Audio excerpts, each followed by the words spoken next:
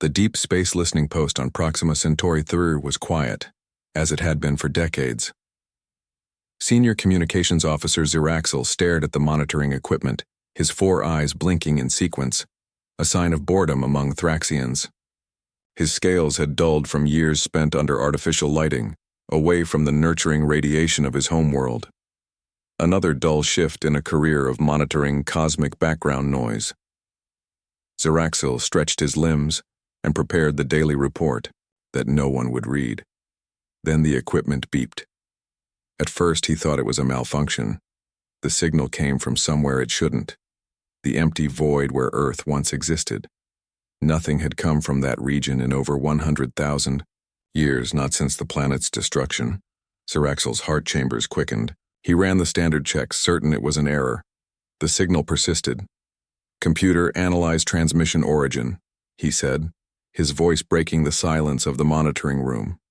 Origin confirmed. Spatial coordinates match historical location. Of Sol system, 3rd planet. Ziraxel's scales flushed deep purple, the Thraxian equivalent of going pale.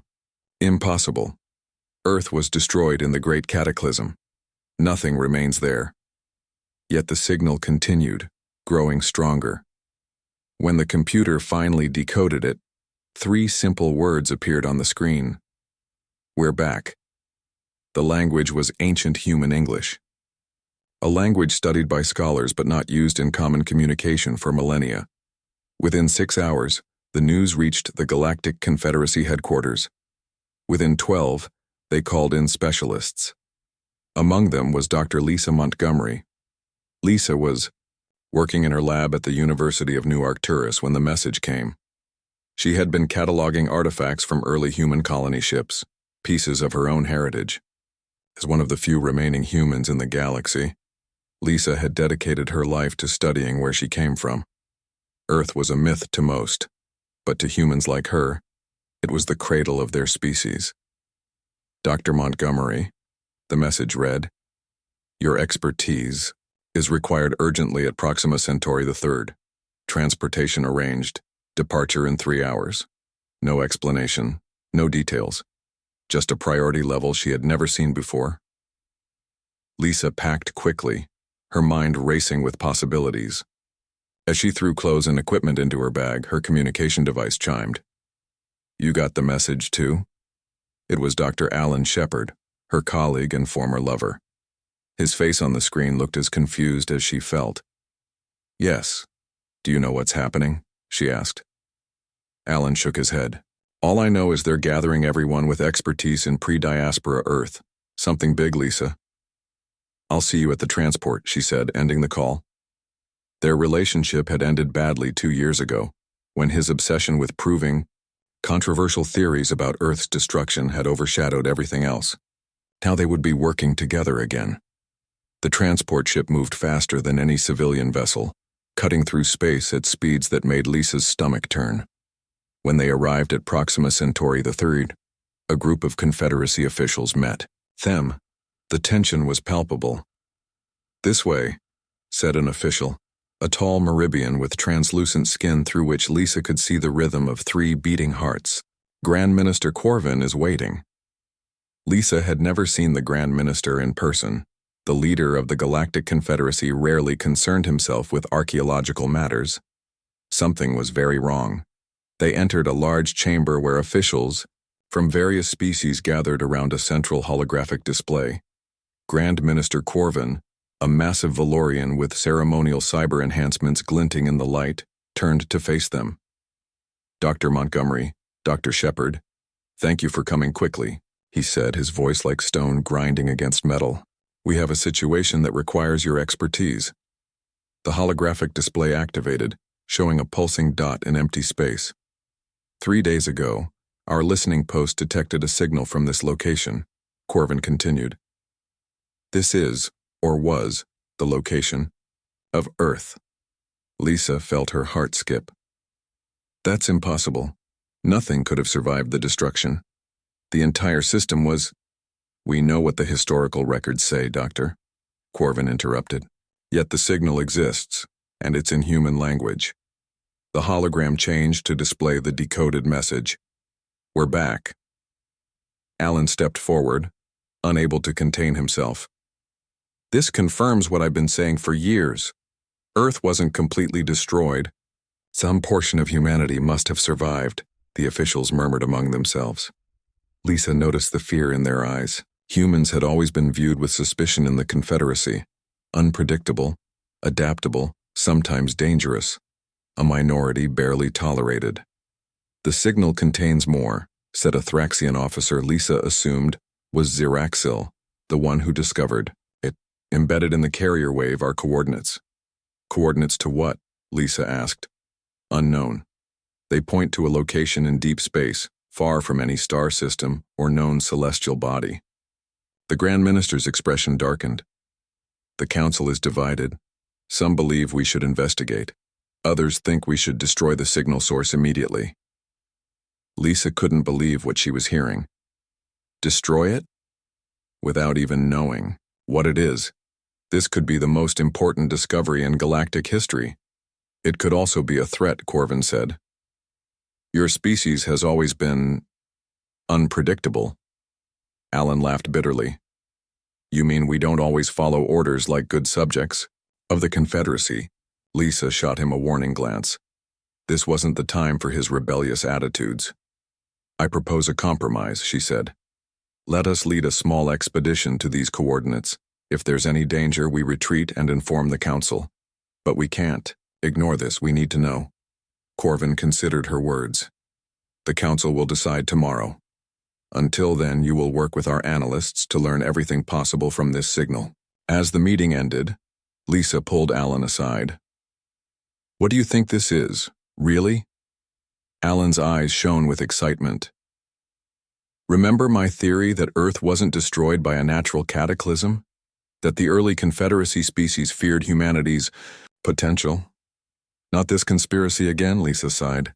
Think about it, Lisa. What if some humans found a way to escape? What if they've been out there all this time, growing stronger, waiting? For 100,000 years? Lisa shook her head. That's impossible.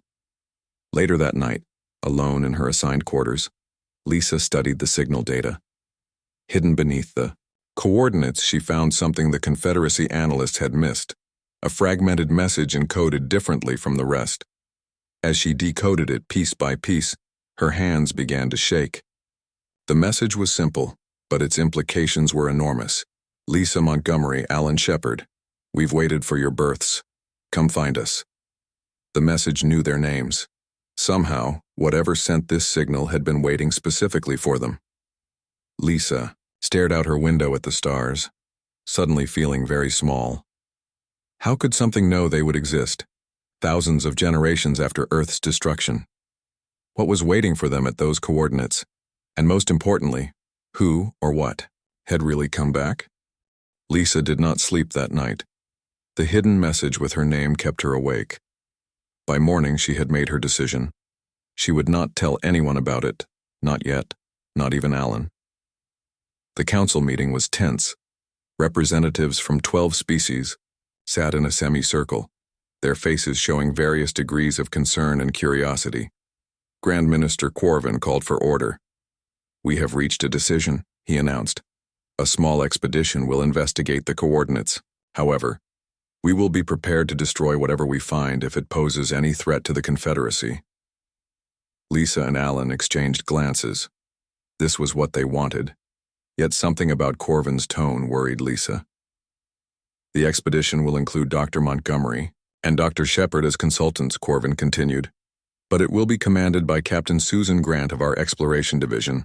A tall woman with short blonde hair stepped forward. Her uniform was immaculate, her expression stern. We depart in 6 hours. Be ready. Lisa recognized Susan Grant's name, one of the few humans who had risen to a command position in the Confederacy. Her reputation was impressive, tough, smart, and absolutely loyal to the Confederacy despite her human heritage. Can we trust her? Alan whispered as they left the chamber. We don't have a choice, Lisa replied. The exploration vessel was called the Starseeker. It was larger than Lisa expected, sleek and powerful. As they boarded, Lisa noticed the crew was unusually diverse for a Confederacy ship. Many were human or part human. "Welcome aboard," said a cheerful voice. A man with slightly blue-tinted skin extended his hand. Paul Rodriguez, chief engineer, half human, half Arcturian, all genius. His smile was infectious, and Lisa found herself warming to him immediately. "You're in charge of getting us to these mysterious coordinates?" Paul nodded. "My specialty is wormhole navigation. Whatever's waiting for us out there, we'll find it." The ship's security chief was a serious man named Jack Owen. His handshake was firm, his eyes constantly scanning for threats. "Former Earth Colony Defense Force," he explained briefly. "I'll keep you safe." The final core member of the crew was Kara Williams, a human xenobiologist with bright eyes and a quick mind. "Excited to be working with you, Dr. Montgomery. Your papers on human adaptive genetics were revolutionary."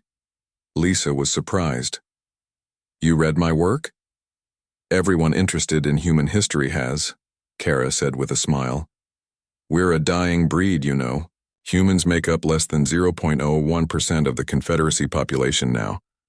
The ship departed smoothly, sliding out of the space dock and accelerating quickly to faster-than-light speed. Lisa watched as the stars blurred outside the viewport.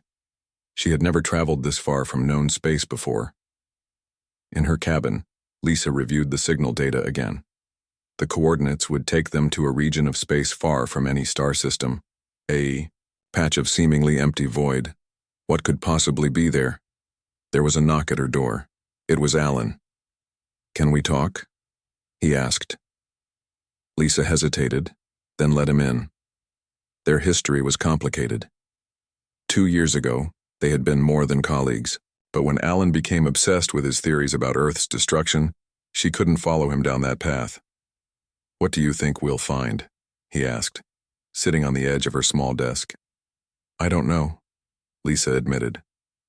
"But I found something, in the signal I haven't told anyone about yet." Alan's eyes widened as she showed him the hidden message with their names. "How is this possible?"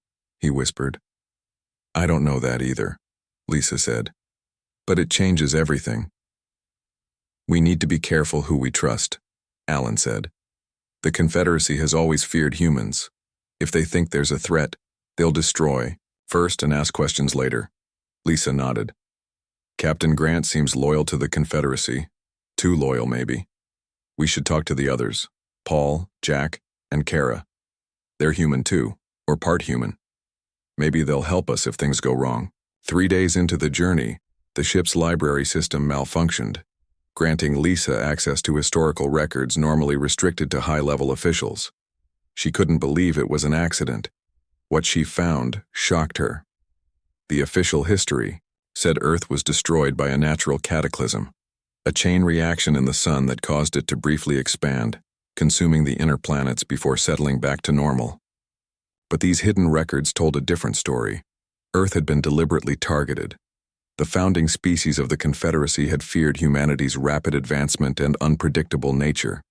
They engineered the solar event, making it look natural, while ensuring Earth's destruction. Lisa downloaded everything she could before the system corrected itself. When she showed Alan, his face was grim. "I knew it," he said. "I've been saying this for years, but I never had proof." "We can't tell anyone yet," Lisa warned. "Not until we know who to trust." As they approached the coordinates, strange things began to happen. Crew members reported odd dreams.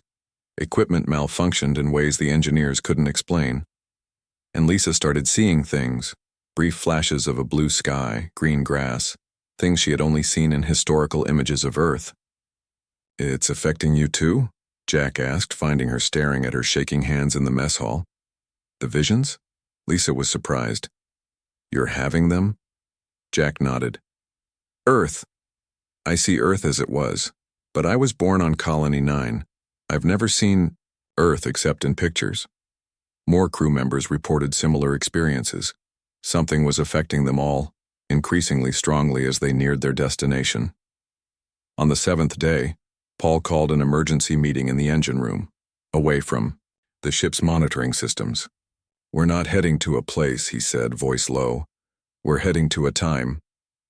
"What do you mean?" Lisa asked. Paul's eyes were bright with excitement and fear. The coordinates, they're not just spatial, there's a temporal component.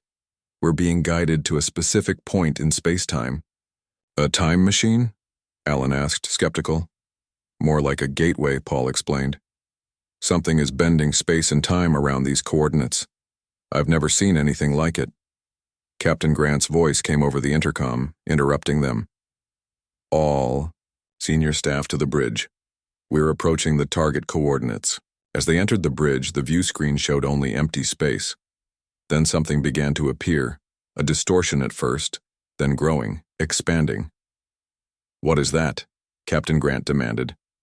Lisa stepped forward, staring at the massive structure, now visible before them. It was a perfect sphere, enormous beyond comprehension, at least 30 million kilometers in diameter. It seemed to be built around a neutron star, harvesting its energy. The surface was covered in countless tiny lights, cities perhaps, or energy collection points. It's human, she whispered, somehow certain. The design principles. They're advanced beyond anything I've seen, but the underlying approach is human. Impossible, said one of the Confederacy observers. No human civilization could build something like this. But Lisa knew deep in her bones that she was right. And as if confirming her thoughts, a message appeared on the main communication screen. Welcome, home, children of Earth. We've been waiting for you. The bridge of the Starseeker fell silent. Every crew member stared at the message on the screen. Captain Grant was the first to recover. Open a communication channel, she ordered. Channel open, said the communications officer, a young Thraxian, whose scales had turned pale blue with fear. This is Captain Susan Grant of the Galactic Confederacy vessel Starseeker. Identify yourself. There was a pause. Then the screen changed. A man appeared, or what seemed to be a man. He looked perfectly human with kind eyes and graying hair. He wore simple white clothing with no visible technology. Hello, Captain Grant. My name is Gregory Clark. On behalf of the Continuum, I welcome you, especially our lost cousins. His eyes moved to Lisa and Alan, then to Paul, Jack, and Kara, the human and part-human crew members. What is the Continuum? Captain Grant asked. Gregory smiled. We are what remains of Earth, what evolved from Earth. We've been waiting for this moment for a very long time. One of the Confederacy observers pushed forward. Earth was destroyed 100,000 years ago. No human civilization could have built this structure. From your perspective, yes, that much time has passed, Gregory agreed. Time flows differently where we have been. Lisa stepped forward. The signal knew our names. How? Because we have been watching, waiting for the right humans to be born. You and Alan have the right combination of knowledge, curiosity, and connections to help us reconnect with the galaxy. Captain Grant's expression hardened. You've been spying on Confederacy worlds? Gregory's expression became sad. We've been watching over our lost children. The few humans who escaped Earth's destruction in the early colony ships. Your ancestors. May we come aboard? Lisa asked suddenly. Captain Grant turned to her in shock. Dr. Montgomery, that is not your decision to make. Actually, Gregory said, I was about to invite you to dock with our station. There's much to show you that cannot be explained through a view screen. The captain hesitated, then nodded curtly. We will accept your invitation, but be warned. Any hostile action will be met with force. Gregory smiled. We mean you no harm. Follow the guidance beacon to docking bay 17. As the Starseeker approached the massive structure, they could see details that weren't visible from a distance. The surface was not solid, but composed of countless smaller structures, all connected in a complex pattern. It reminded Lisa of pictures she had seen of coral reefs on ancient Earth. It's beautiful, she whispered. The docking process was smooth, as if the station itself was guiding them. When they stepped out of the airlock, Gregory was waiting with two others who looked equally human. Welcome to New Earth, he said, though that name doesn't quite capture what we are now. The air smelled fresh, like a forest after rain. The gravity felt perfect. Everything was designed to make humans comfortable.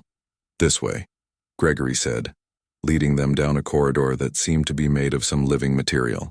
It glowed softly, providing light without any visible lamps. They entered a large circular room with a window that looked out into space.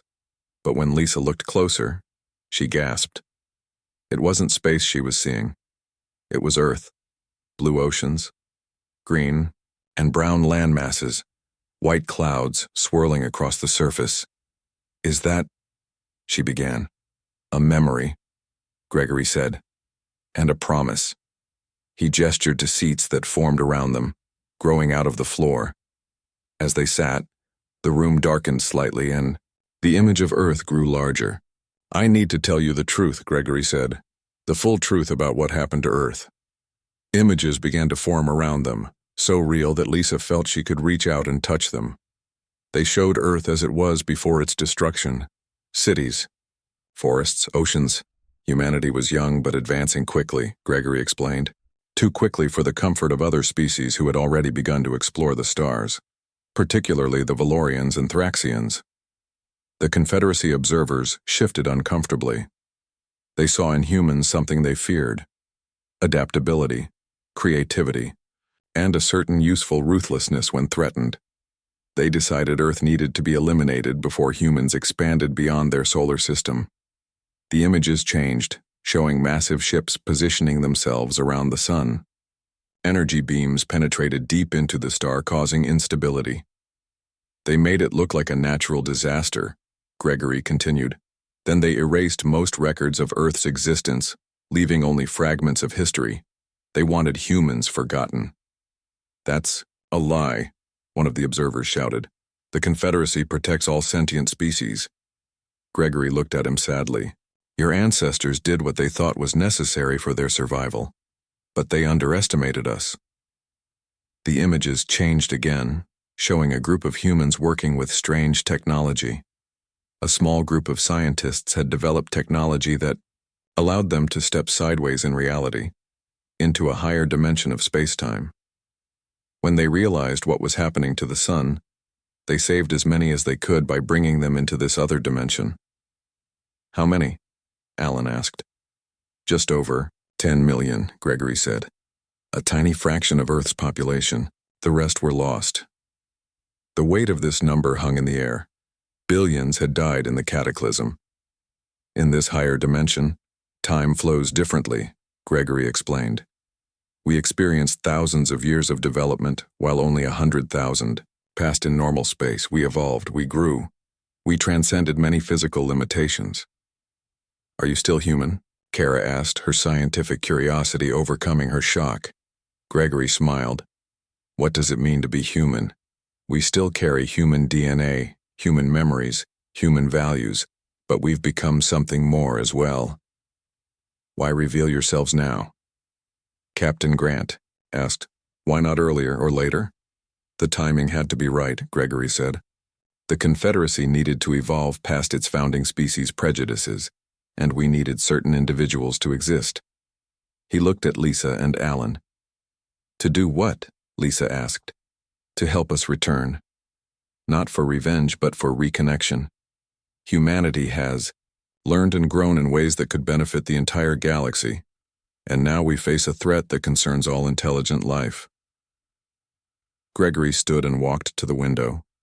With a gesture, the image changed to show the deep space between galaxies. "There is something coming from beyond the galactic rim, something old and patient and hungry. We've been preparing for it for thousands of years in our subjective time. The galaxy will need all its children working together to survive what's coming." The room was silent as everyone absorbed this information. Finally, Lisa spoke. "Show us," she said. "Show us what you've become, what Earth has become." Gregory nodded and led them deeper into the station. They passed through areas where the laws of physics seemed optional at best. Spaces that were larger, inside than outside. Gardens with plants that responded to thought. Then they entered a vast chamber that seemed to contain ecosystems from Earth. Forests, deserts, oceans, all perfectly preserved. "We saved what we could," Gregory said. "Not just people, but the essence of Earth itself. Its life, its diversity." In the center of the chamber stood a simple glass case. Inside was a small blue flower, the last daisy picked on Earth before its destruction, Gregory said. A reminder of what we lost and what we fought to preserve. Lisa reached out, her fingers hovering near the glass. All this time, she whispered. You were waiting. And now, Gregory said, we're back. While the crew of the Starseeker learned the truth about Earth's destruction, things were happening back in Confederacy space. The Deep Space Listening Post had continued to monitor the strange signal. When the post lost contact with the Starseeker, they sent the information to Confederacy headquarters. Grand Minister Corvin called an emergency meeting of the High Council. The signal is growing stronger, he told them, and now our ship has vanished. We must assume the worst. The Council voted quickly. A battle fleet would be sent to the coordinates. If the Starseeker was found, it would be rescued. If a threat was discovered, it would be eliminated. 20 warships, the largest fleet assembled in centuries, began the journey toward the mysterious structure. Aboard the station, Lisa and the others continued to learn about the continuum. Gregory showed them technology that seemed like magic. Machines that could create matter from energy, medical devices that could heal any injury, and communication systems that worked across dimensions. Your civilization is far beyond the Confederacy, Captain Grant said. Why do you need our help at all?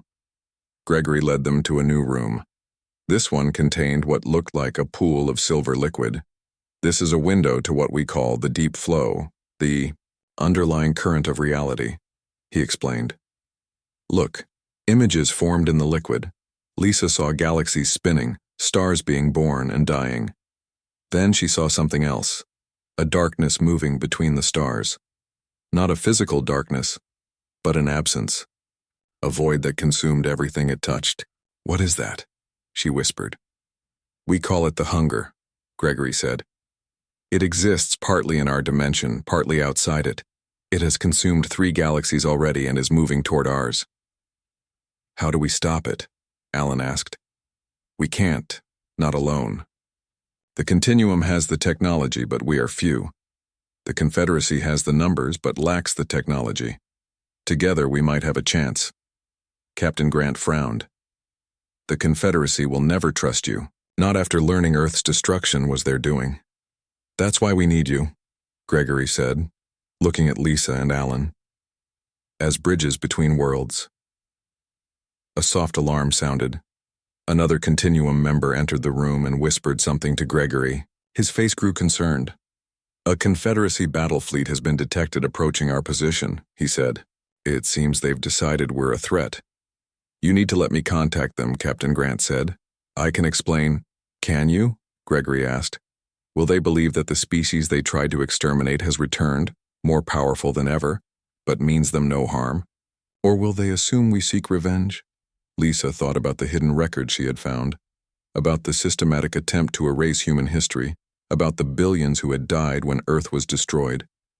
If they attack, what will you do? She asked. Gregory, defend ourselves, but without harming them if possible. We've moved beyond the desire for revenge. Captain Grant received permission to return to the Starseeker to send a message to the approaching fleet. Lisa watched her go with a sense of unease. Do you trust her? Alan asked. I don't know, Lisa admitted. She's human, but she's also Confederacy, to her core. Back on the Starseeker, Captain Grant recorded her message. But when Lisa listened to it later, her heart sank. This is Captain Susan Grant of the Starseeker, the message began. We have encountered a highly advanced civilization calling themselves the Continuum. They claim to be evolved humans who escaped Earth's destruction. Their technology is far beyond ours. I recommend immediate attack before they can complete whatever they're planning. She betrayed us, Jack said, his former military training evident in his rigid posture. She's giving them attack coordinates. Gregory didn't seem surprised. Fear is a powerful force. For 100,000 years, the Confederacy has taught that humans are dangerous. She's doing what she thinks will protect civilization. We need to warn the fleet, Lisa said. Make them understand. They won't listen to us, Alan pointed out. We're just archaeologists. Kara Williams, who had been quiet until now, stepped forward. I've been working with Gregory's medical team. They've discovered something interesting about our DNA. She pulled up an image on a small device. All humans share certain genetic markers, even after thousands of years of separation. The Continuum has developed technology that responds only to these markers. What are you suggesting? Lisa asked. We can access their communication systems, send a message directly to every human and part human in the Confederacy fleet. Tell them the truth. Paul Rodriguez grinned. A genetic broadcast. Brilliant. The plan came together quickly. Lisa and Alan would craft the message. Paul would help adapt the Continuum's technology. Jack would try to delay the Starseeker's departure. Kara would provide the genetic key. As they worked, the battle fleet drew closer. Captain Grant had locked herself on the bridge of the Starseeker, refusing all communication. She thinks she's saving the galaxy, Jack said after a failed attempt to reach her. She really believes the Continuum is a threat. Then we need to prove otherwise, Lisa said. The message they created was simple. It included the historical record showing Earth's deliberate destruction. It showed the Continuum's peaceful development. It explained the real threat, the hunger approaching from beyond the galaxy. Ready? Gregory asked as the system powered up. Lisa nodded. Send it. The message went out aimed specifically at human genetic signatures. Every human and part human in the approaching fleet would receive it directly. On the lead battleship, Admiral Peter Holden was preparing attack coordinates when the message reached him. Images flooded his mind. Earth's destruction, the Continuum's creation, the looming threat from beyond. He staggered, gripping his command chair. Around him, other officers with human ancestry were having similar experiences. The truth, hidden for 100,000 years, was finally being revealed. Sir, his communications officer said, the fleet is requesting new orders. Many ships are questioning the attack plan. Admiral Holden took a deep breath. His ancestors had escaped Earth on colony ships. His family had preserved stories of the Blue World for generations. Stand down weapons, he ordered. Open a direct channel to the Continuum structure. But not everyone was convinced. 3 ships commanded by pure-blooded Valorians whose ancestors had ordered Earth's destruction broke formation. They accelerated toward the Continuum structure, weapons powering up. They're going to attack, Lisa said, watching the tactical display. Gregory nodded calmly. We are prepared. As the attack ships fired their first salvos, the energy beams simply disappeared before reaching the structure. A soft blue light extended from the Continuum, enveloping the 3 ships. They froze in space, unable to move or fire again. No, harm will come to them, Gregory assured Lisa. But they cannot harm us either. The other ships held position. On the main communication channel, Admiral Holden's face appeared. This is Fleet Admiral Peter Holden, he said. On behalf of the Confederacy, I request a ceasefire and diplomatic contact. Gregory smiled. Welcome, Admiral. We have much to discuss. The Continuum had returned, and the galaxy would never be the same. 6 months passed. News of the Continuum's return spread throughout the galaxy. At first, there was fear and disbelief. Many species, especially those with ancestral ties to Earth's destruction, expected revenge. They prepared for war, but war never came. Instead, the Continuum established diplomatic channels.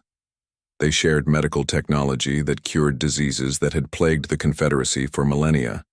They provided energy systems that ended resource conflicts on dozens of worlds. And most importantly, they unlocked the hidden records of human history, revealing the truth about Earth's destruction. Lisa and Alan became the main ambassadors between the Continuum and the Confederacy. They traveled between worlds, explaining, reassuring, building bridges. It was exhausting work, but Lisa had never felt more fulfilled. You look tired, Alan said one evening as they prepared for a meeting with the Thraxian High Council. Lisa smiled. Good tired, important tired. their relationship had healed during these months of shared purpose. They were partners again, though in a different way than before. "Have you heard from Captain Grant?" Alan asked. Lisa shook her head. After the confrontation with the battle fleet, Susan Grant had disappeared. Some said she had gone into exile, on a distant colony. Others believed the Continuum had punished her somehow, though Lisa knew this wasn't true. "Gregory says she's safe," Lisa said. "That's all I know." The meeting with the Thraxians went better than expected. The species that had once helped destroy Earth now voted to formally apologize and establish full diplomatic relations with the Continuum. As they left the council chamber, Lisa's communication device signaled an urgent message from Gregory. "Return to the station immediately. It's time." Lisa and Alan rushed back to the Continuum structure, which now had a permanent Confederacy diplomatic mission attached to it. Gregory met them at the dock, his expression serious. "The hunger has accelerated," he said without preamble. "Our sensors detect it crossing the void between galaxies faster than we predicted." He led them to the central command room, where a massive, holographic display showed the galaxy in the approaching darkness. "How much time do we have?" Lisa asked. 5 years, maybe less," Gregory said. "But we're ready to begin the next phase." The next phase turned out to be more revolutionary than anyone expected. The Continuum proposed merging their advanced technology with Confederacy infrastructure to create a galactic shield, a network of energy stations that would prevent the hunger from entering the galaxy. "We need every world to participate," Gregory explained to the assembled Confederacy representatives. "Every species must contribute resources and people." "Why should we trust you with such power?" asked a Valorian counselor. From the back of the room, a familiar voice spoke. "Because they've already proven they don't seek revenge." Lisa turned to see Captain Susan Grant walking toward the center of the room. She looked different, thinner, with new lines on her face, but resolute. "I betrayed them," she continued. "I gave attack coordinates to our fleet. I was certain they planned to destroy us as our ancestors destroyed them. I was wrong." She looked at Lisa and Alan. "They showed mercy when they had every reason not to. If they wanted revenge, they could have taken it long ago." Her words carried weight. Captain Grant had been a respected Confederacy officer. Her testimony helped convince the last holdouts. Construction of the shield network began immediately. Continuum engineers worked alongside Confederacy builders. Species that had been enemies for thousands of years found themselves cooperating against a common threat. Lisa worked closely with Gregory, traveling from world to world to oversee the project. On one such trip, he took her to a special chamber deep within the Continuum structure. "There's something I want to show you," he said. "Something very few have seen." The chamber was small and simple. In the center was what looked like a small glass orb. Inside the orb was what appeared to be a spinning ball of dirt and water. "Is that—" Lisa began, her voice catching. "Earth," Gregory confirmed. "Not just a memory or a replica. The actual quantum signature of Earth, preserved at the moment of its destruction." Lisa stared in wonder. "How is this possible?" "The scientists who saved us also saved this, the pattern of Earth itself. For 100,000 years we've preserved it, waiting for the right moment." "The right moment for what?" Gregory smiled. "To bring it back." The plan was audacious. Once the shield network was complete and the hunger contained, the Continuum would use their dimensional technology to restore Earth to its original position in the Sol system. Not just a copy, but the actual planet, reconstructed from its quantum pattern. "It won't be exactly the same," Gregory cautioned. "The people, the buildings, those are gone forever. But the land, the seas, the foundation of what Earth was, that can be restored." News of this plan spread quickly. Humans from across the galaxy, many who had never thought much about their ancestral home, began to feel a strange longing. Colony worlds that had been settled by humans sent representatives to help with the SHIELD project, motivated by the promise of Earth's return. 3 years of intense work followed. The SHIELD network grew, station by station, world by world. There were setbacks and challenges, but the project continued relentlessly forward. On the day the final shield station was activated, representatives from every species gathered at the continuum structure. Lisa stood beside Alan, watching as the network came online. The holographic display showed a web of energy surrounding the galaxy, pulsing with power. "It's working," Gregory announced. "The shield is operational." A cheer went up from the assembled crowd. Lisa felt tears on her cheeks. They had done it. The galaxy was protected. "And now," Gregory said, "we fulfill our promise." The Continuum's main array redirected its power. In the Sol system where Earth had once orbited, space began to ripple and fold.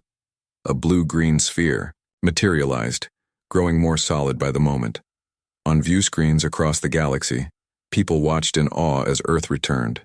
Oceans formed, continents took shape, clouds gathered in the atmosphere.